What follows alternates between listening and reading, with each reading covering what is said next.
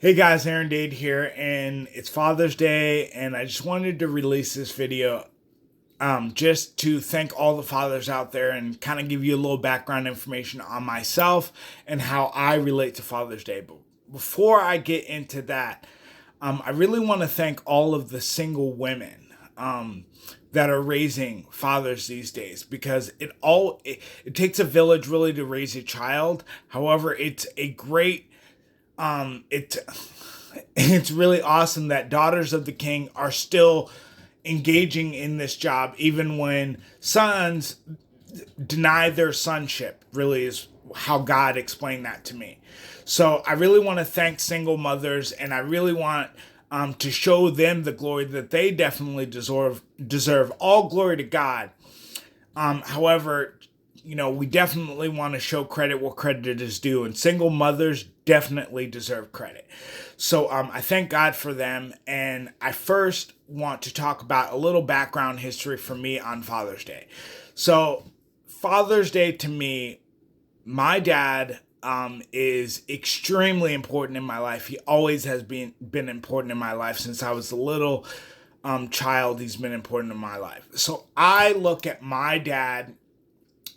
The relationship between myself and my father is like Eli and Samuel's relationship in the Bible. Now, if you know much about Eli was a prophet and a man of God and the things of that nature. However, his relationship with Samuel was not his biological son. However, he had assumed the position of father in Samuel's life, even though he was not his biological father. God pretty much anointed him as like that father figure in his life. And many times you can hear in the Bible, Eli calls Samuel his son, even though he's not the biological son. My father is not my biological father. However, he is my dad. Everything, if you meeting the two of us, are my mannerisms are his mannerisms, because I learned everything that I can think of that's important, including turning my life to God, from my dad. My dad, he had his struggles too, as I had my struggles.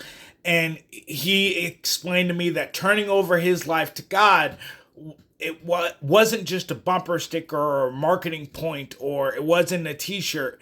It was a real, true way of life. And it was more of a decision than it was a feeling. And a lot of these things that I even talk about now to this day are concepts that I learned from my father, who my father learned from his father. So my dad is extremely vitally important to me in my life. He has taught me a lot of concepts in my life and have developed me into the man that I am today. And so I thank him greatly. Oh man, I thank him so much for the influence, the power that he's had in my life. I can hear him speaking to me now. Sit up straight, son. Speak boldly. I can hear him talking to me, also how I can hear God speaking to me and telling me to be the person that I was made to be. My dad started off my journey with God with renewing my mind and not conforming. He always taught me to stand out, to always be more than average by your decision making. My dad was the first person to ever tell me that my marriage would be restored, that was going to happen, that it was already done. It was a matter of me making decisions.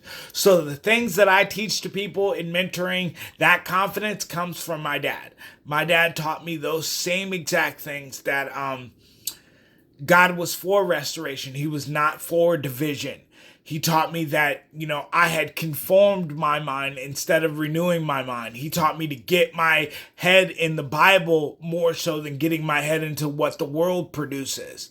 To put my faith in God and not my faith in politics or finance or in other people, to put my faith in God.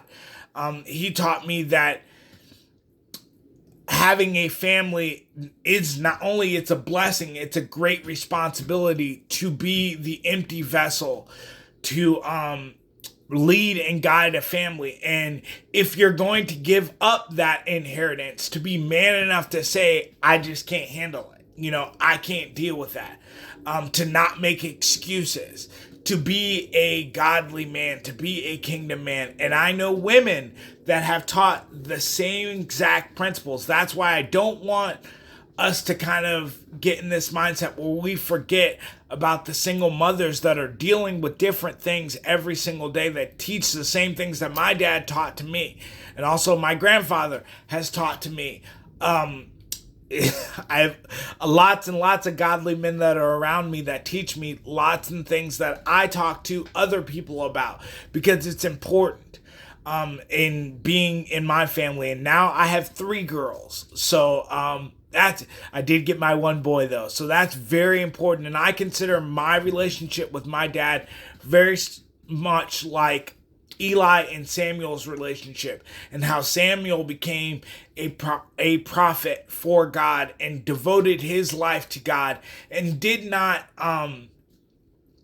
consider himself above anybody or below anybody. He just, knew that his life was for God, and that came from Eli. Samuel actually came from Hannah, which people used to make fun of her because her womb was barren at the time. However, to me, I think that it's very, very, very cool. It's kind of a God wink to me when I listen to for a lot of chapters in 1 Samuel, how Eli is calling Samuel his son, even though he's not his biological father. That's how I look at it. And I just love that. And on Father's Day, I definitely want to thank my father for the impact that he's had on my life, and the way that he assumed the responsibility, even though my biological father negated that responsibility. It doesn't cause any bitterness or shame or condemnation to me. Those are just the facts. And my dad accepted that responsibility, continued to go on that journey, and I thank him on Father's Day. I thank all the fathers that accept that responsibility of having a family and moving forward with your family and teaching them the things that they need to know. I love the fact that a lot of fathers have said, you know what, it's not necessarily what I think, but what does God think about this or that topic? What would he say? And I just, I love being a father. This morning, everybody asked me, well, what do you want to do for Father's Day? The same things that I do every day. Be a dad. That's what I want to do. I want to just be a dad. I don't need any pats on the back for being a dad. This is part of the job, and I've accepted this responsibility a long time ago, and I thank God for the ability to be that empty vessel to lead this family. Because some people decide that they don't want to do that anymore, and that's up to them. That's between them and their relationship with God. But I, speaking for me, just love this opportunity. I love being able to see little Naomi, who tomorrow turns 2 months. I love my oldest and her progression. She just did really, really well in the golf tournament. I love seeing my son start to grow into his sonship and really look to me like, Dad, how do I do this? How do I do that? And being openly honest and present and emotionally available for my son. My daughter, who went from being the youngest to now a middle child, I love the fact that she's starting to realize that she is accepted and loved, and that there is a place for her as well. So coming to me and looking to me for different things, because anybody that knows my 7-year-old knows she is very, very matter of fact. And she will tell you very quickly, no, this actually works like this, and no, that actually, and I just love that about my little Annabelle. So I love being a part of my family, and I love being the leader of my family, and I just thank God every single day for the opportunity. I thank God every single day for my wife, her accepting the challenge of being my wife. I just thank God and humbly thank God that he is with me on this journey every single day. And he helps me to grow in my relationship with him so I can lead the family correctly. And I thank him so much. And happy Father's Day to all of you guys. I hope you enjoyed this video. God bless.